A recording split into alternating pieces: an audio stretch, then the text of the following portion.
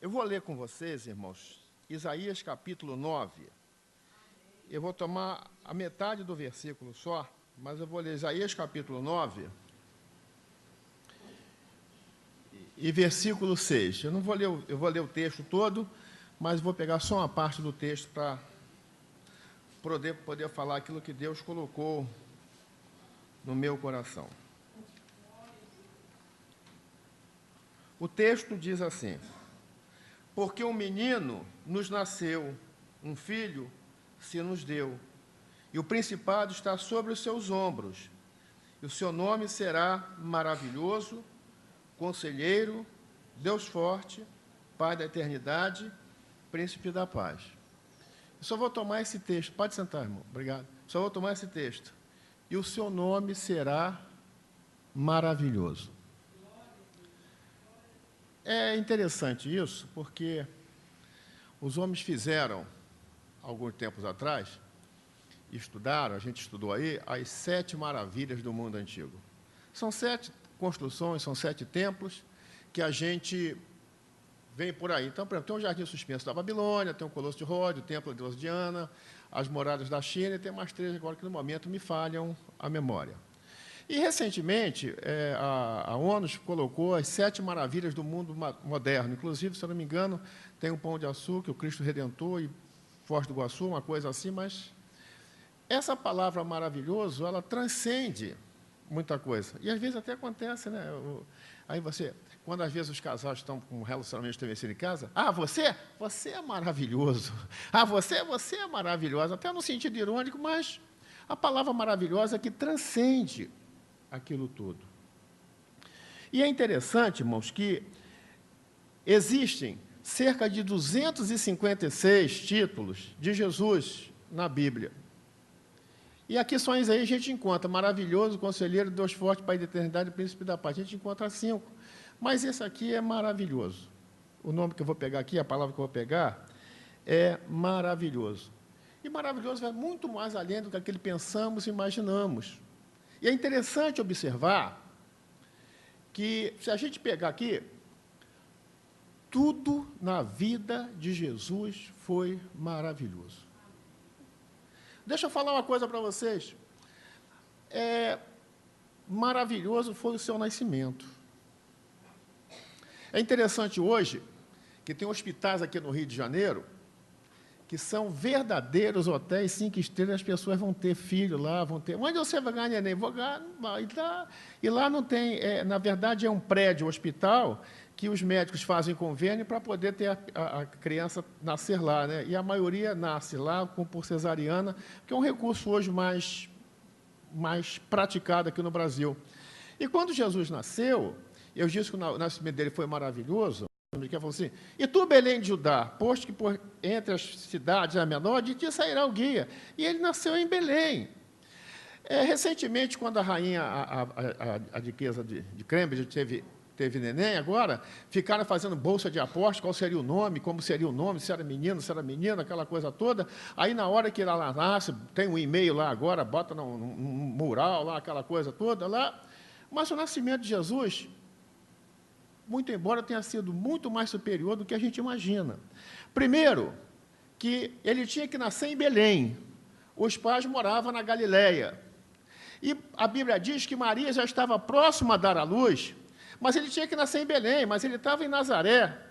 Aí Deus usa um rei ímpio e diz assim: todos os judeus têm que estar recenseados, tem que fazer o recenseamento na cidade de origem, na cidade de Belém. E ela vai já com os 9 meses, sai da Galileia e vai para Belém. E quando chega em Belém, devido à grande quantidade de pessoas que tem lá, não tem lugar nas hospedarias, nas estalagens. E ela entra em trabalho de parto e é obrigado a dar a luz a Jesus numa manjedoura onde se guarda animais. E você pode te perguntar assim: mas isso aí, irmão, se você está dizendo que o nascimento dele foi maravilhoso, como é que ele pode ter nascido numa estrebaria onde vivem os animais? Por que é maravilhoso? Na história da humanidade, quando nasceu o menino, e a gente tem conhecimento disso, foi o único nascimento que foi marcado, celebrado por um coral de anjos cantando nos céus.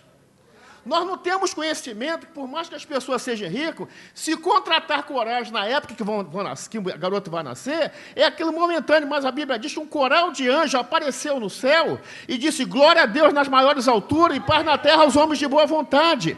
E apareceu aqueles pastores. E nenhum homem, nenhum monarca, nenhum rei, por mais poderoso que seja, no nascimento do seu filho, teve um coral de anjos louvando e cantando por ele ter nascido.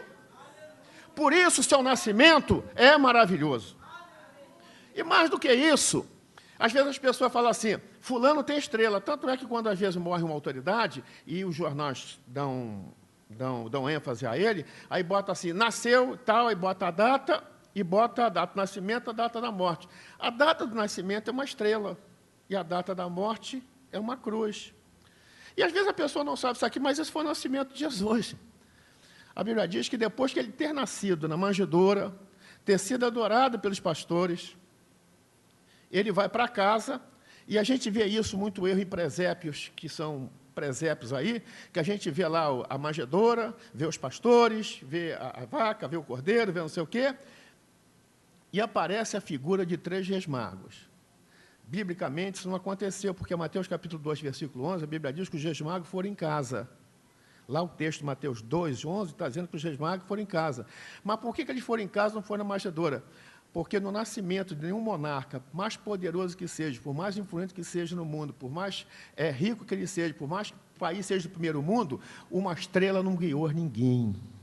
Mas quando Jesus nasceu, e aqueles 3 reis magos foram falar com Herodes, disse assim, nós viemos aqui adorá-lo, aquele que nasceu aqui, e Herodes também não sabia, assim, como você não sabe? Uma estrela nos guiou.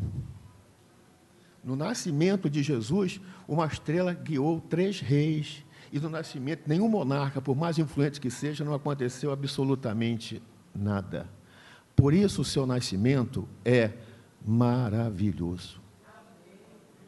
E outra coisa que foi maravilhosa na vida de Jesus, que só é relatado por Lucas, foi a sua infância, a sua adolescência. Com 12 anos, a Bíblia diz que os pais de Jesus saem de Nazaré, sobem para Jerusalém e vão lá adorar na festa.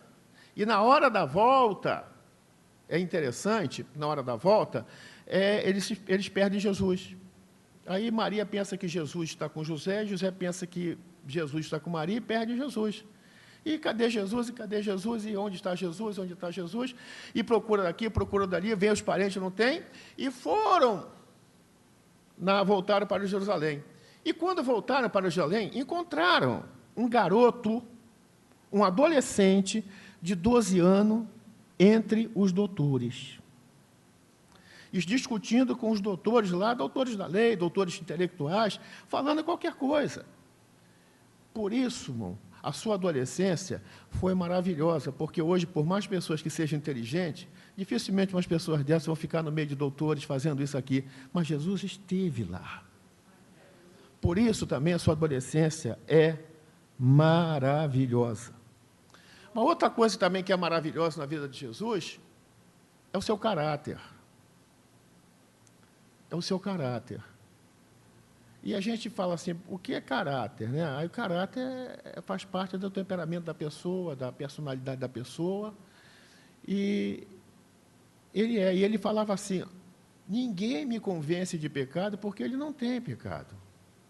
E uma certa feita quiseram botar ele à prova para testar o caráter dele. A Bíblia diz que ele estava abaixado e chegou alguém, lá, uma multidão, e disse, mestre, quando alguém ou aluno chama o professor de mestre, é bomba que vai perguntar. Quando o aluno levanta o dedo assim, mestre, é bomba. É bomba. Esse mestre. Aí Jesus continua lá, aí diz assim, pela lei de Moisés, essa mulher foi pega no flagrante ato de adultério, e pela lei, manda-se que ela seja apedrejada. Mas eles falavam isso não no intuito de cumprir a lei, não. Não no intuito de dizer que eles eram cumpridores da lei. Eles fizeram aquilo, não foi para isso. Foram para testar o caráter de Jesus. E se Jesus disse assim, olha, a lei manda fazer isso, faça. E eu tenho certeza que depois algum deles falou assim, mas mestre, adultério é uma coisa que ninguém pratica sozinho. Se fosse roubo, furto, um outro pecado, as pessoas podiam fazer sozinho, mas adultério ninguém faz.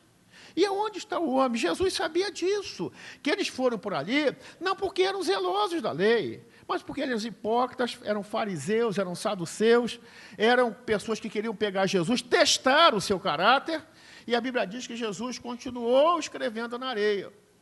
Eu tenho para mim, irmão, é um pensamento meu, é uma inferência que eu vou fazer, é um pensamento meu, que Jesus estava escrevendo ali na areia, né? Aí estava assim, mentirosos, escrevia, hipócritas, caluniadores, né? Estamos escrevendo assim, falsos, uma porção de coisa lá. Aí Jesus falou assim, aí Jesus se levantou, aí a Bíblia diz, usa um termo interessante, que a gente pode também ter um duplo sentido, e endireitou-se. E perguntou assim, quem de vós estiver sem pecado, seja o primeiro a atacar a pedra. Aí ele se abaixou e continuou escrevendo na areia.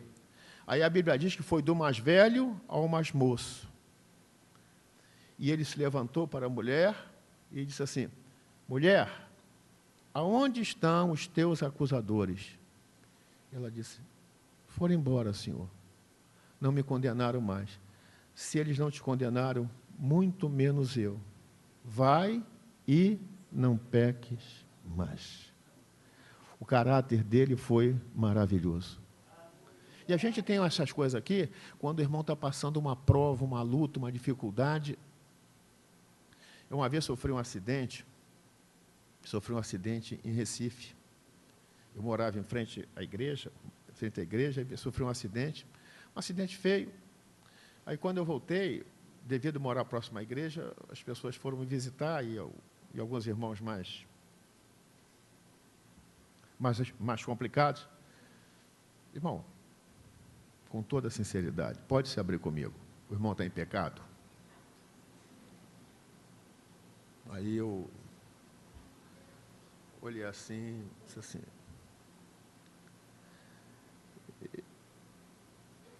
olhei, pensei, disse, o que eu respondo, irmão? Aí irmão, em pecado todo mundo tem pecado. Se eu disser que eu não tenho pecado, eu sou mentiroso. É igual o senhor, se for disser que eu não tenho pecado, é mentiroso. Aí ele entendeu que não era nada daquilo, porque aquilo foi um acidente que aconteceu e aconteceu. É caráter. E o caráter de Jesus é maravilhoso. E as pessoas, às vezes, não entendem isso. Para os judeus, irmão, e às vezes eu fico chateado com isso, para os judeus, fico chateado com isso pelo seguinte, porque às vezes a pessoa fala assim, a Bíblia é um livro machista. Não, irmão, a Bíblia não é um livro machista. Machista eram os judeus, a Bíblia não. Tanto é que a Bíblia não é um livro machista, que foram as mulheres as primeiras a falarem da ressurreição de Jesus Cristo. A Bíblia não é um livro tão machista, que se você pegar capítulo 8 de Lucas, aí você vai ver logo no capítulo 1, no primeiro versículo, no segundo versículo, terceiro versículo, e diz assim, as mulheres que sustentavam Jesus no seu ministério. Quem sustentava o ministério de Jesus financeiramente não eram dois empresários, Pedro e João, que eram sócios de barco de pesca, não eram eles, não, eram as mulheres.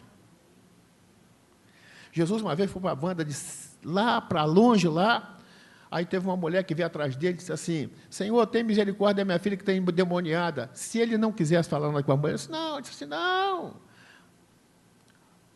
Aí ele disse, não, mas eu não vim lançar, eu vim, não é bom pegar o pão, dar os cachorrinhos. Eu disse, mas Senhor, os cachorrinhos comem das migalhas. Aí ele disse, mulher, pela tua fé e pela tua resposta, vai que tua filha está curada. Isso é maravilhoso, isso é caráter. Outra vez ele estava passando no local lá e a multidão apertou, e a Bíblia diz que uma mulher que tinha um fluxo de sangue muito tempo, ela disse assim, se eu tão somente tocar nas vestes, não nele, mas nas vestes, não precisa nem tocar nada, só nas vestes, ele vai me curar. E quando ela estava passando aqui, aí Jesus disse assim, alguém me tocou. Aí alguém falou assim, mestre, a multidão te oprime. Não, alguém me tocou. Eu senti que de mim saiu virtude. E eu senti, porque isso aqui, irmão, é coisa maravilhosa, isso é maravilhoso para nós, porque às vezes você quer apertar Jesus, quer abraçar Jesus, não precisa, basta somente um toque nas vestes dele para que a gente possa ser curado, ser sarado, ser restaurado. E se alguém me tocou, e no grego, a passar a palavra alguém, ela tem uma conotação feminina.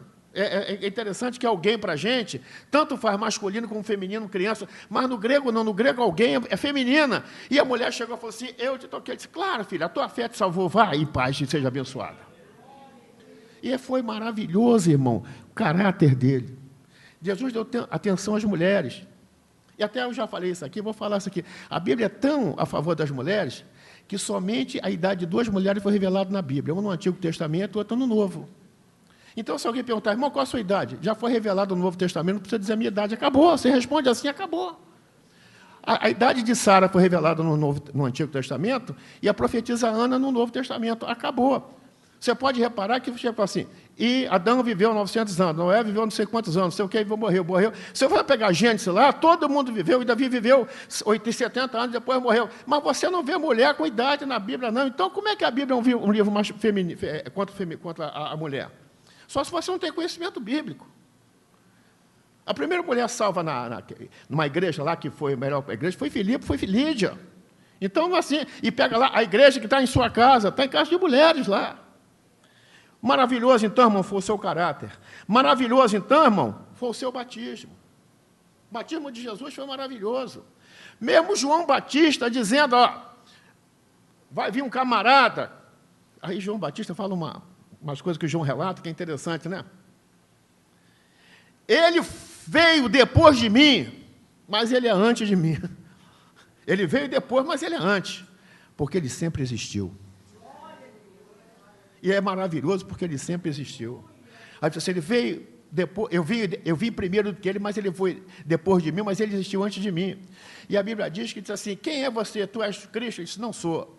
Tu és, não sou. Assim, quando eu vier, disse assim, aí quando ele estava batizando, aí via Jesus e disse, eis o Cordeiro de Deus que tira o pecado do mundo. Aí Jesus veio e ele chegou e falou para Jesus assim, mestre, eu careço ser batizado por ti, e tu vens a mim.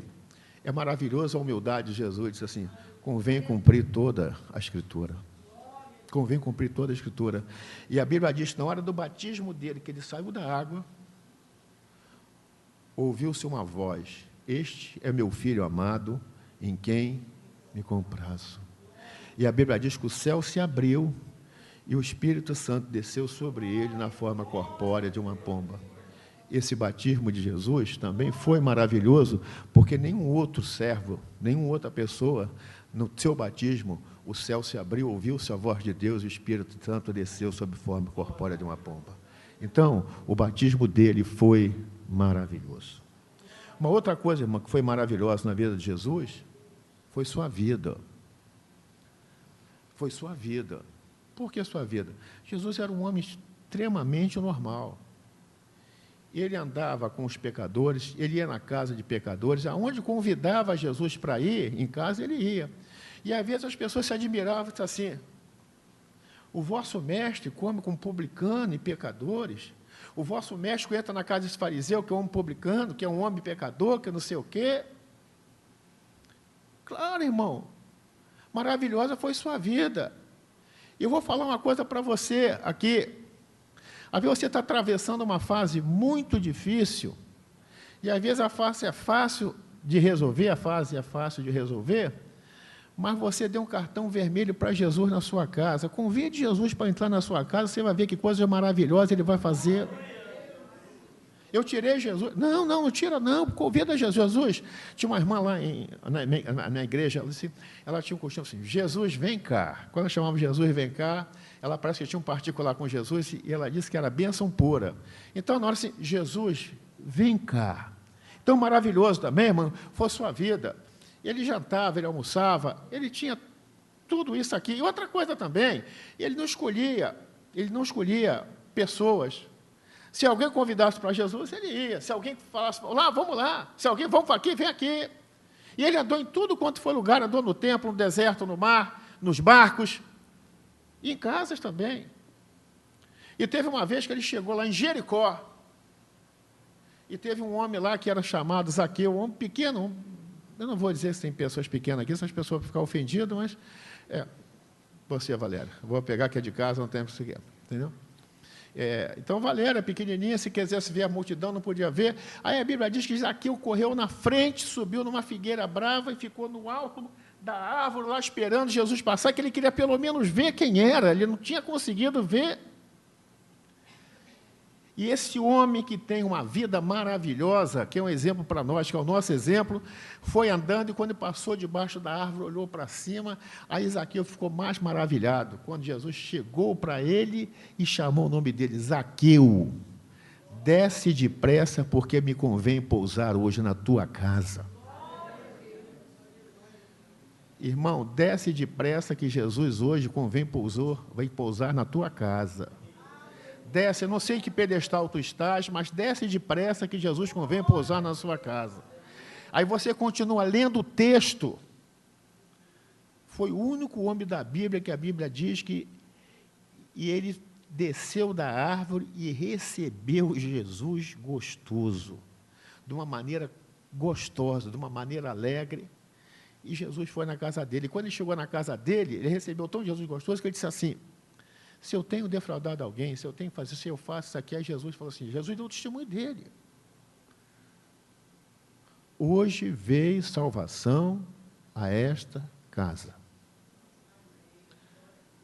Não tem brabo, nem violento, que se tiver um encontro com Jesus, não seja transformado, porque ele é maravilhoso em transformar a pessoa.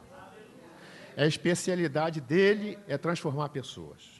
A sua vida, quando você dá a sua vida para ele, ele entra na sua vida, esse maravilhoso homem transforma a vida. E às vezes a pessoa diz assim, fulano depois que entrou para a igreja melhorou. Irmão, lamento dizer a você, igreja não transforma ninguém. Quem transforma a gente é o cabeça da igreja, aquele que antes da gente chegar já estava aqui à nossa espera, aquele que nós louvamos, adoramos, glorificamos e nos rendemos a Ele. Quando Jesus entra na vida de uma pessoa, Ele faz coisas maravilhosas, Ele pode fazer isso. Outra coisa também, irmão, que foi maravilhoso na vida de Jesus, foi seus ensinos. Uma vez, alguém chegou e falou assim, vamos lá e prenda ele. Aí foi uma tropa de soldados para prender Jesus lá. Quando chegaram lá, vamos esperar ele acabar de falar para a gente prender ele. Aí ficaram ouvindo Jesus falando, Jesus ensinando, Jesus falando, Jesus ensinando. Quando Jesus acabou de falar, eles voltaram. Aí os caras, não prenderam o homem, por quê, rapaz? Vocês sabem aqui como é para prender o homem? Nunca homem algum falou como ele. Nunca homem algum falou como ele. E os ensinos dele, irmão, Jesus não tinha esse problema, não. A plateia de Jesus, às vezes era 4.000, 5.000 pessoas, mas às vezes eram 3. Teve uma vez que ele teve 3 na plateia, Marta, Maria e Lázaro. E teve a vez que ele só teve uma só. Teve a vez que ele teve um só. Teve às vezes que ele teve mais de pessoas, mas normalmente ele não tinha, né? Para isso tinha um, ele ensinava. Se tinha uma, ele ensinava. E quando eu falo que a Bíblia não é um livro machista, que ele estava em Samaria, sentado à beira do poço, quando chegou a mulher tirou água meio-dia. E quem tirava água meio-dia era uma mulher de vida torta, porque as mulheres de vida direita só iam no final da tarde por causa do calor, mas quem tinha vida torta ia meio-dia. E aquela mulher foi tirar água, e ela ficou admirada porque ele, sendo judeu, falava com ela. Mas Jesus era mais do que judeu, irmão, ele é maravilhoso, ele é Deus. Então ele falou com a mulher, travou um diálogo com a mulher, e pediu à mulher para tirasse água. A mulher disse assim, mas eu não tenho, ele vou tirar água. Ele disse, mas se você soubesse do poço, aí tem um diálogo lá, ele chega e fala para a mulher, diz assim, se tu conhecesse o dom de Deus, e aquele que te pediria, tu daria, e ele também vai te dar água viva para beber. E ela disse, mas Senhor, tu não tem com que tirar, e o poço é fundo. Mas ele falava da água que ele dá, da palavra que ele dá, e ele é maravilhoso nos seus ensinos, porque quando ele ensinou, ele transformou a vida daquela mulher. E a Bíblia fala que ele transformou tanto a vida daquela mulher, que ela foi à cidade, conheci um homem que falou todo a respeito da minha vida, e alguém disse assim, se falando para a vida dela, esse camarada deve estar por dentro mesmo, vamos lá ver quem é. Aí quando chegou lá, ficaram lá, aí Jesus falou para eles, entenderam a mensagem, salvaram, aí ele fala, mulher, já não é pelo que tu tens dito, mas pelo que nós temos ouvido. Esse verdadeiramente é um maravilhoso. Sua doutrina, irmão, também é maravilhosa. Enquanto o camarada fala que assim, né, se alguém quiser caminhar uma milha, aí desiste, porque você não vai não. Se alguém quiser caminhar uma milha, caminha 2. Se alguém bater numa face, não revide, dê a outra. Aí diz assim, amai os que vos amam, não, amai os vossos inimigos. Bendizei aquele que vos maldizem. Esse ensino é maravilhoso. E a gente vai aprender hoje uma coisa aqui interessante. Você não ora por quem está te irritando. E você está perdendo bênção. É por esse que você deve orar. Aquele que te irrita, é por esse que você deve orar. É por esse que você deve orar. Porque Jesus é maravilhoso. Os ensinos dele é maravilhoso. Tanto é que ele não ensinava como os fariseus, que ele diz assim, os fariseus ensinam, mas não vivem o que ensinam. E não ensinam com autoridade, porque não tem autoridade para fazer, porque ensina uma coisa e vive outra. E ele não, o que Jesus não ensinava o que vivia, mas vivia o que ensinava. Então, os ensinos dele, irmão, é maravilhoso. As profecias dele também são maravilhosas.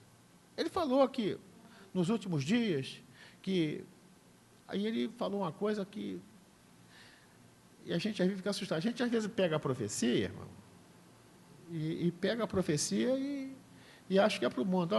O anticristo vem ver o batismo na besta, é para o mundo. Mas quando ele pergunta assim, porventura, quando vier o Filho do Homem, achará fé na terra? Ele está falando da gente. Que quem tem fé somos nós. Quem tem fé somos nós. Irmão, já perdi a fé. Já perdi. Já não vou orar. Irmão, quando a coisa fica bem difícil, Deus resolve. Quando a coisa fica fácil, a gente pode tentar resolver. Mas quando fica bem difícil, eu vou orar e vou orar com fé. Porque a gente, às vezes, não entende o propósito de Deus e a gente precisa ter fé nas horas mais difíceis. Aí, tem um hino da Cassiane que é assim, está sofrendo?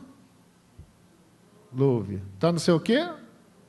Porque o seu louvor invade o céu. Eu, particularmente, gosto quando prego, que a gente canta um louvor, mas um louvor congregacional, um louvor que todo mundo canta, porque o louvor abre a porta da palavra. E quando o pregador chega para falar, a igreja está mais animada do que... Para orar pelo pregador, podemos até orar, mas vamos fazer um louvor, porque Deus está entronizado, não entre as pregações, mas entre os louvores. Entre os louvores ele está entronizado. Então, as profecias, irmão, falaram acerca de Jesus, falaram acerca dele, as profecias dele, muita coisa é para a gente. Ele falou um sermão mais curto que Jesus falou de todo o sermão, ele disse assim, lembrai-vos da mulher de Ló. Lembrai-vos da mulher de Ló, é uma profecia. Por que eu lembrar aqui? Por quê? Porque nos últimos dias, comiam, bebiam, vai ser igual assim, comiam, bebiam, casavam, davam-se em casamento, aquela coisa toda. Mas são profecias dele, então maravilhosas também foram suas profecias. Maravilhoso, irmão, também foi a sua condenação. Por que foi maravilhosa? Porque quando Pilatos, que tinha o poder de tirá-lo, porque os judeus não podiam matar qualquer preso sem o consentimento dos governantes romanos. E quando Pilatos disse assim, eu não acho nele crime algum. Eu não acho nele crime algum condenado de morte. E incitaram a multidão e botaram lá. Aí a Bíblia fala, isso aí também é porque foi maravilhoso, porque ele morreu como inocente. E a pessoa, quando morre como culpada, morreu porque estava culpada mesmo, foi igual os dois ladrões da cruz. Mesmo um sendo salvo e o outro não salvo, eles eram culpados. Tanto é que eles falaram, olha, nós, porque fizemos isso, nós estamos aqui merecidamente, mas esse aqui não fez nenhum mal. E a condenação dele foi uma condenação política e uma condenação espiritual, porque precisava que ele morresse para que hoje nós estivéssemos reunidos aqui na sua maravilhosa presença. Porque se ele não morresse, hoje nós não estaríamos aqui. Eu não conheceria nenhum de vocês e vocês possivelmente não me conheceriam. E eu não sei aonde nós estávamos, ou se estávamos vivos, ou se estivéssemos vivos, ou se não vamos estar vivos, qualquer coisa assim. Será que eu estaria vivo? Não sei se estaria, mas graças à morte dele, é que nós hoje nos reunimos aqui. Conforme o pastor Eliel falou, a ameaça do trovão, a ameaça da tempestade, a ameaça da chuva, mas estamos aqui porque ele já estava aqui. Então a sua condenação foi uma condenação maravilhosa, porque graças a ela nós estamos aqui. E você fala assim, e a morte dele? A morte dele também, mas foi maravilhosa. Sabe por quê que foi maravilhosa? Quando ele morreu, a Bíblia diz que você fez trevas sobre a terra. E um centurião que estava lá, romano, disse assim, verdadeiramente esse homem era filho de Deus. E outra coisa também, irmão, uma coisa que a gente tem que entender, o diabo incitou toda a multidão para crucificá-lo, mas na hora da cruz, que ele perguntou assim, agora que eu estou perdido, ele não deveria ter morrido, porque a morte dele fez com que o diabo ficasse sem a chave da casa dele. O diabo não tem a chave da casa dele, irmão. A Bíblia diz que tomou a chave, desceu, levou cativo o cativeiro. Na hora que Jesus morreu, teve trevas sobre a terra, mas foi maravilhosa a sua morte, porque aqui nós estamos. E mais maravilhosa do que a sua morte, irmão, aí é o ponto alto do cristianismo, é a sua ressurreição. O termo grego que emprega para a ressurreição de Jesus é diferente do termo grego que emprega para a ressurreição de Lázaro, é diferente do termo grego que fala para Tabita, para Dorcas, é o termo grego diferente da filha da viúva de Naim, é o termo grego diferente da filha de Jário. O termo grego que emprega para a ressurreição de Jesus é aquele que ressuscita para nunca mais provar a morte. Tanto é que é nunca mais para provar a morte, que já faz praticamente, nós estamos em 2016, se botar ele com 33 anos, né? Faz 1983 anos que ele está vivo. Foi maravilhosa a sua ressurreição, que faz 1983 anos, se a gente considerar a era cristã do primeiro ano, do primeiro nascimento de Cristo, faz 1983 anos que ele está vivo. E isso é maravilhoso. Foi o único fundador de uma religião, de uma seita, do caminho, conforme as Escrituras às vezes falam, que os outros falavam, que morreu e está vivo. E mais do que isto, ele está presente em todos os lugares, ao mesmo tempo, em diferentes países, em diferentes localidades, porque ele é Deus e isso é maravilhoso. Agora, maravilhoso foi o seu nascimento, a sua juventude, a sua vida, o seu batismo, a sua doutrina, o seu caráter, a sua morte, a sua condenação, a sua ressurreição, e mais maravilhoso ainda vai ser a sua volta em glória. Isso vai marcar um conflito geral, porque as pessoas, quando pensarem que vão derrotar Israel, vão vê-lo descer com poder e grande glória. E isso também é maravilhoso. Irmão, nós temos um Cristo maravilhoso. A gente precisa crer nisso.